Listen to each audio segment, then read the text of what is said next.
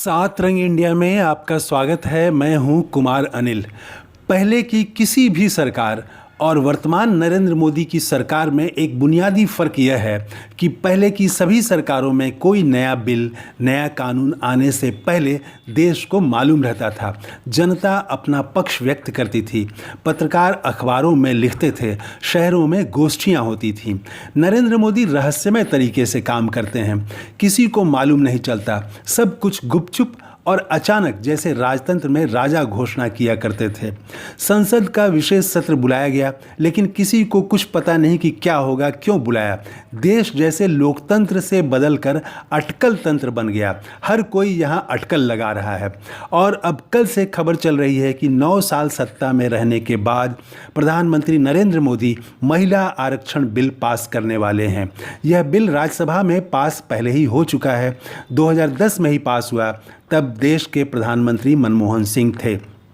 इस वीडियो में हम 2 मुद्दों पर बात करेंगे कि आखिर 9 साल बाद प्रधानमंत्री मोदी इस बिल को लाने के लिए क्यों तैयार हुए और क्या महिला आरक्षण से अब 2024 लोकसभा चुनाव में उनकी जीत निश्चित हो गई है। क्या महिला आरक्षण के आगे 1000 रुपये में रसोई गैस और आटा दाल की कीमत महिलाएं भूल जाएंगी। और दूसरा यह कि क्या वे अभी तक ये बिल क्यों नहीं पास हुआ, इसके लिए लालू प्रसाद को जिम्मेदार बताएंगे, उन्हें ही विलेन बताएंगे। आइए हम एक एक करके इन सवालों पर बात करें। प्रधानमंत्री मोदी अपने पिछले वादों पर, अपने काम पर वोट नहीं मांग सकते। हर साल 2 करोड़ युवकों को रोजगार देने, काला धन वापस लाने, महंगाई की मार से लोगों को बचाने के वादे पर वे वोट नहीं मांग सकते। इसीलिए उन्हें कोई नया और कोई ऐसा मुद्दा चाहिए ताकि लोग पुराने वादे भूल जाएं, कोई उनके काम का हिसाब न मांगे, कोई उनका परफॉर्मेंस न देखे। तो यहाँ ये बात हम अब ध्यान देने वाली है कि लोकसभा और विधानसभाओं में 33% आरक्षण दरअसल प्रधानमंत्री नरेंद्र मोदी के दिमाग की उपज नहीं है। इसकी शुरुआत कांग्रेस ने की थी। संविधान सभा में भी इसकी चर्चा हुई थी। दरअसल 1975 में अंतर्राष्ट्रीय महिला दिवस से पहले संयुक्त राष्ट्र ने सभी देशों से महिलाओं की स्थिति पर रिपोर्ट मांगी। इसके बाद भारत सरकार ने एक कमेटी बनाई जिसने विस्तृत रिपोर्ट दी महिलाओं के संबंध में। इसके बाद ही अनेक राज्यों में महिलाओं के लिए आरक्षण की शुरुआत हुई। 1987 में तत्कालीन प्रधानमंत्री राजीव गांधी ने मार्गरेट अल्वा के नेतृत्व में एक कमेटी बनाई। इसने महिला आरक्षण के पक्ष में सुझाव दिए। इसके बाद संविधान में संशोधन करके पंचायती राज संस्थाओं में 1/3 महिला आरक्षण का प्रावधान किया गया। फिर संसद और विधानसभाओं में 33% आरक्षण के कई प्रयास हुए। सोनिया गांधी ने इसके लिए कई मीटिंग की और यहाँ तक कि राहुल गांधी ने भी प्रधानमंत्री नरेंद्र मोदी की सरकार बनने के बाद 2018 में उन्हें समर्थन दिया।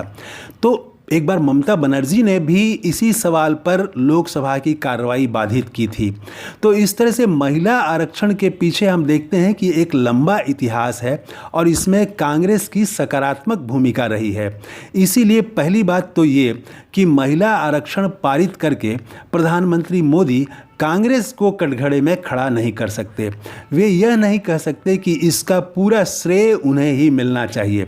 और दूसरी बात कि महिला आरक्षण का स्वागत करते हुए भी लोग अपने दूसरे दर्द नहीं भूल सकते। अंग अंग में दर्द है। महिला आरक्षण सारे दर्द की दवा नहीं हो सकता। मणिपुर के लोग कैसे भूल जाएंगे कि 4 महीने बाद भी प्रधानमंत्री उनके लिए समय नहीं निकाल सके हैं। बंगाल के मनरेगा मजदूर कैसे भूल जाएंगे कि केंद्र सरकार मनरेगा की राशि नहीं दे रही है। और सबसे बढ़कर महंगाई।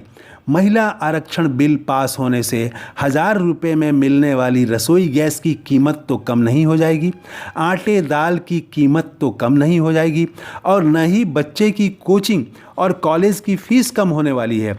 महिला आरक्षण से अग्निवीर योजना भी नहीं बदल जाएगी कि युवकों का विचार बदल जाए। महिला आरक्षण से प्रधानमंत्री को कोई फ़ायदा नहीं होगा, मैं ऐसा नहीं कह रहा हूँ। मैं कह रहा हूँ सिर्फ इतना कि इतना फ़ायदा भी नहीं होगा कि उनके पक्ष में लहर चल पड़े।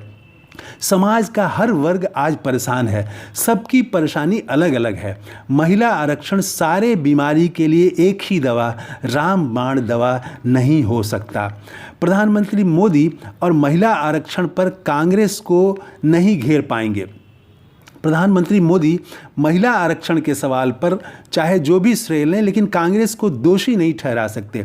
तो क्या वे लालू प्रसाद जैसे कुछ नेताओं को विलेन साबित करेंगे कि इनके कारण ही आज तक महिला आरक्षण बिल पास नहीं हुआ? राजद के लालू प्रसाद, सपा के मुलायम सिंह यादव जैसे नेताओं ने महिला आरक्षण के भीतर पिछड़ों के लिए आरक्षण की मांग की थी। प्रधानमंत्री मोदी अगर लालू प्रसाद के विरोध की याद दिलाएंगे तो बात उमा भारती की भी होगी। उन्होंने भी आरक्षण के भीतर आरक्षण की मांग की थी। भाजपा के कई बड़े नेताओं का वीडियो अभी से वायरल है जिसमें वे महिला आरक्षण का विरोध कर रहे हैं। ये भाजपा के नेता तो कल पलट जाएंगे, लेकिन लालू प्रसाद पलटने वाले नहीं हैं। उनकी स्थिति एक सैद्धांतिक है। उन्होंने एक सैद्धांतिक सवाल उठाया था जिस पर बात की जानी चाहिए थी, लेकिन 9 साल सत्ता में रहने के बाद भी प्रधानमंत्री मोदी ने सर्वसम्मति के लिए कोई प्रयास नहीं किया।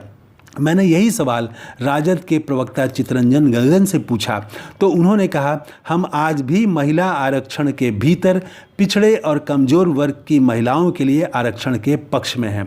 उन्होंने कहा कि महिला आरक्षण लागू करके भी प्रधानमंत्री नरेंद्र मोदी दोबारा सत्ता में आने वाले नहीं हैं। देश का हर वर्ग मोदी सरकार की नीतियों से आजिज आ चुका है। आज का जीवन, लोगों का जीवन कठिन हो चुका है। लोग इस बोझ को उतार फेंकने का मन बना चुके हैं। तो ये है हमारा नया वीडियो। आपने इस चैनल को अभी तक सब्सक्राइब नहीं किया है तो ज़रूर कर लें। जय हिंद।